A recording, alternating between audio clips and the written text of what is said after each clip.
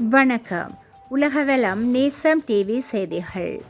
சாதாரண தர பரீட்சையில் 11,790 மாணவர்களுக்கு சகல பாடங்களிலும் ஏ சித்தி கிடைத்துள்ளது.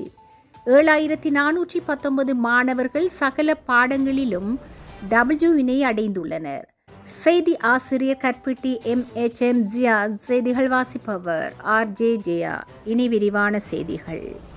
2025 கல்வி பொது தராதர சாதாரண தர பரீட்சை பெறுபேறுகளின் படி 2,25,748 மாணவர்கள் உயர்தரத்தில் கல்வி கற்பதற்கு தகுதி பெற்றுள்ளதாக பரீட்சை ஆணையாளர் நாயகம் AKS இந்திகா குமாரி தெரிவித்துள்ளார்.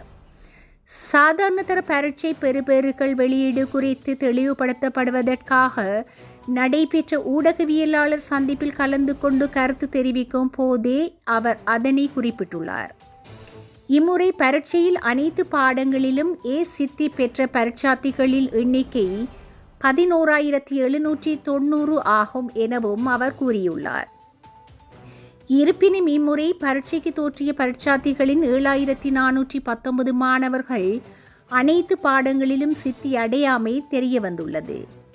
இதேவேளை 2026ஆம் ஆண்டுக்குரிய கல்வி பொது தராதர சாதாரண தர பரீட்சையை இவ்வருடத்தின் டிசம்பர் மாதம் 8ஆம் திகதி முதல் 17ஆம் திகதி வரை நடத்துவதற்கு திட்டமிடப்பட்டுள்ளதாக பரீட்சைகள் ஆணையாளர் நாயகம் குறிப்பிட்டுள்ளார். அதற்கான விண்ணப்பங்கள் கோரும் பணிகள் ஜூலை மாதத்தின் 1வது வாரத்தில் மேற்கொள்ளப்பட உள்ளதாகவும் அவர் மேலும் தெரிவித்துள்ளார். உலகவலம் நேசம் டிவி செய்திகளுக்காக நான் RJ ஜெயா.